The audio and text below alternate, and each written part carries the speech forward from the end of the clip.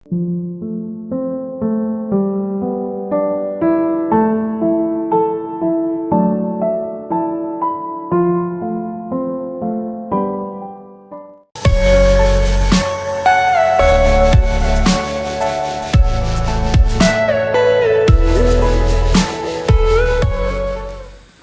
व पुत्र एवं पवित्र आत्मा नाम रे आमेन। ईश्वर को धन्यवाद देवा। Hallelujah hallelujah hallelujah. Praise the Lord, praise the Lord. प्रिय भाई भौणी माने आसंतु आज लुक लिखित सुसमाचार 6 अध्याय पद संख्या 27 रु 38 पद पर्यंत शुणिबा। मो वाक्य शुणुथिबा तुम समस्त को कहूछि, तुमे तुम शत्रु को प्रेम कर, जे माने तुम्हमान को घृणा करती से उपकार कर, जे माने तुमको अभिशाप दियंती से आशीर्वाद कर, तुम्हमान को प्रति दुर्व्यवहार करुथिबा लोकंक पई प्रार्थना कर। केही जदि तुमर गोटिए गालरे चापुडाटीए मारे ताकू अन्य गाल मध्य देखाई दियो। केही जदि तुमर चादर नहीं जाए ताकू तुमर जामा मध्य नहीं जिबाकू बाधा दियो नाही। जे केही तुमको किछि मागे ताकू दियो। जदि केही तुमर जिनिस नहीं जाए ताहा फेराई देबाकू जिद करो नाही। अन्य मानक ठारू तुमे जे प्रकार व्यवहार चाहो तुमे सेमानक प्रति सही प्रकार व्यवहार करो। जे माने तुम्हमान को प्रेम करती केवल सेमान को प्रेम कले सेथिरे तुमर की जस अछि? कारण पापी माने मध्य सेमान को प्रेम करुथिबा लोक मान को प्रेम करती। जे माने तुम्भमानकर उपकार करती केवल सेमानकर उपकार कले सेथिरे तुमर की जस अछि? कारण दुष्ट लोक माने सुधा सही परी करिथांती। जे माने तुमर ऋण परिशोध करि पारिबे केवल सेमान को ऋण देले सेथिरे तुमर की जस अछि? पापी माने सुधा पूर्ण ऋण परिशोध पाइबा आशारे पापी मान को ऋण देइथांती।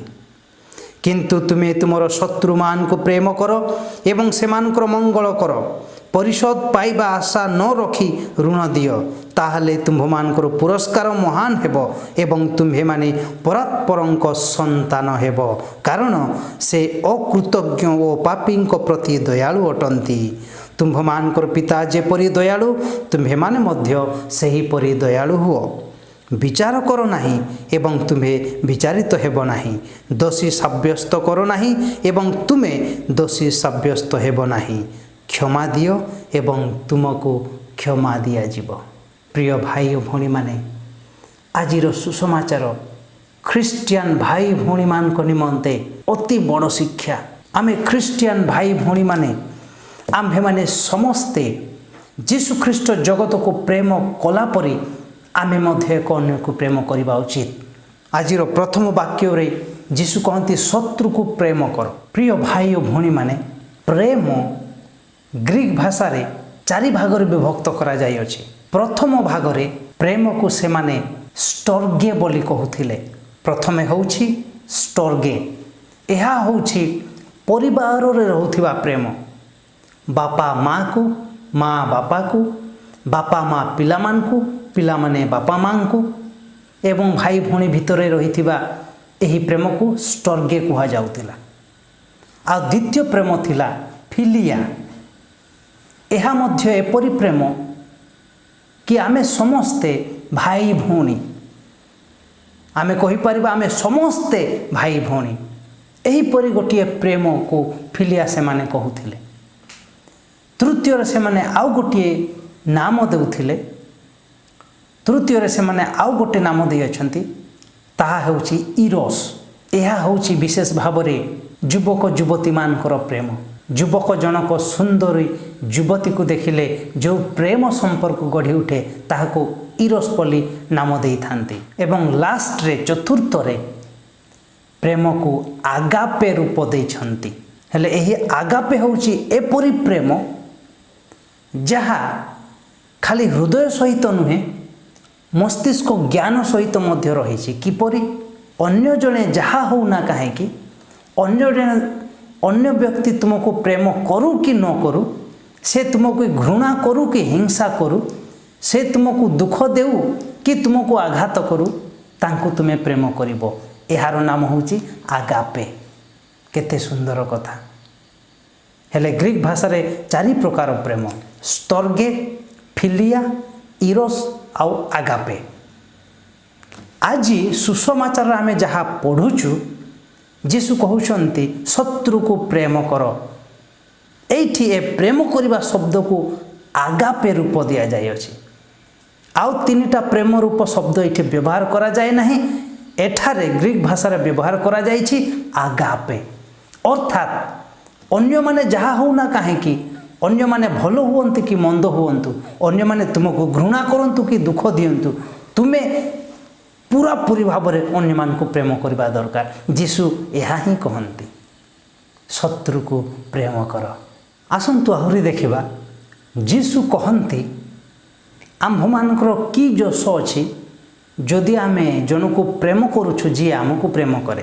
पापी माने मध्य तो सेमिति करिवे। पापी माने तांको भितरे से माने प्रेम दिया निया हेबे, सेमिति एका करिवे। आहरी आम्भ मान जीवन रे कौन जोश अच्छी आमे देवा पाइबा आशारे, कौन जोश अच्छी आमे दान दउछु जेमती आमे फेरस्त पाइबा आशा नहीं, से आमर कि जोश अच्छी।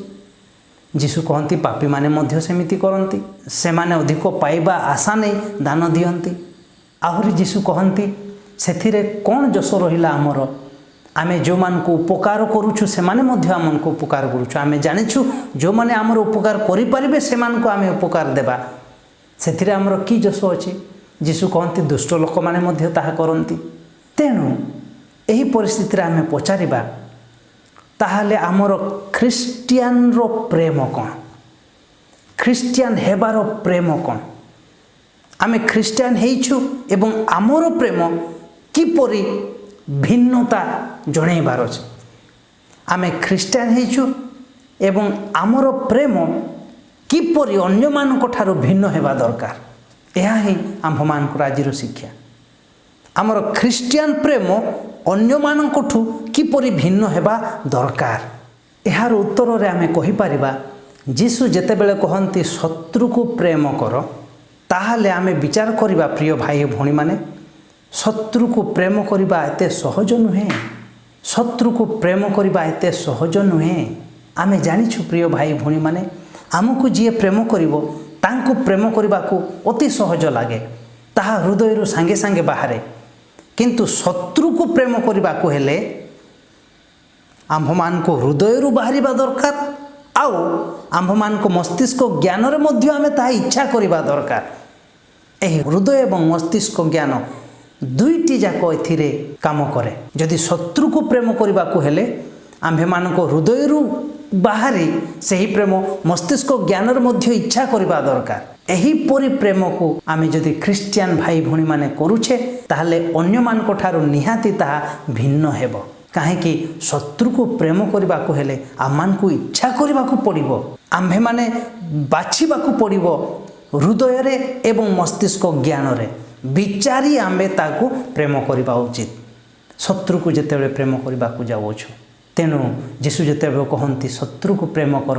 आमे ख्रिस्टियान है जदि आमे शत्रु को एपरी भाव में प्रेम करुचु ताहले निहाती आमर प्रेम अन्य भाई भणी मान ठारू अलगा रहिबो। कौन पाई जीशु ख्रीष्ट आम ठारू एपरी प्रेम डिमांड करती?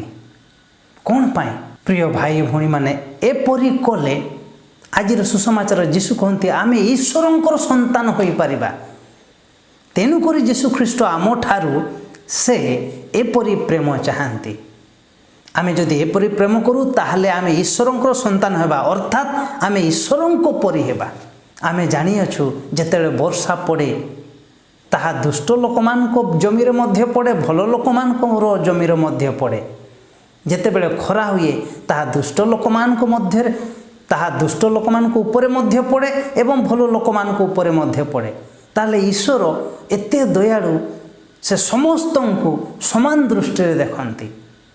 तेणुक आमे जितेबले एहीपरि प्रेम देखाओ ताहले आमे मध्य से ईश्वरंको परि होइथाओ। तेणुक जीशु ख्रीष्ट ख्रिस्टियान भाई भणी मानक ठारू एपरि प्रेम ही चाहती। तेणु आसंतु प्रिय भाई भणी माने आमे शत्रु को प्रेम करिबा। जीशु ख्रीष्ट जेपरि क्रूसरे अहड़ी रहिथिला बेले मध्य कहिले ईश्वर क्षमा करंतु से माने कौन करूछंती जानि नाहंती। एहीपरि आम जीवन को त्याग करदे आमे मध्य अन्यमान को एहीपरि प्रेम करिबा। जीशु आम्भमानकर पथ तांको अनुसरण करी आमे मध्य ख्रीष्टीय प्रेम को एही दुनिया को देखेबा दरकार। आसंतु प्रिय भाई भौणी माने ईश्वर आम समस्त को आशीर्वाद करंतु एवं आम्भमान को ख्रीष्टीय प्रेम देखेबा निमंते साहस दियंतु। Praise the lord. आमेन।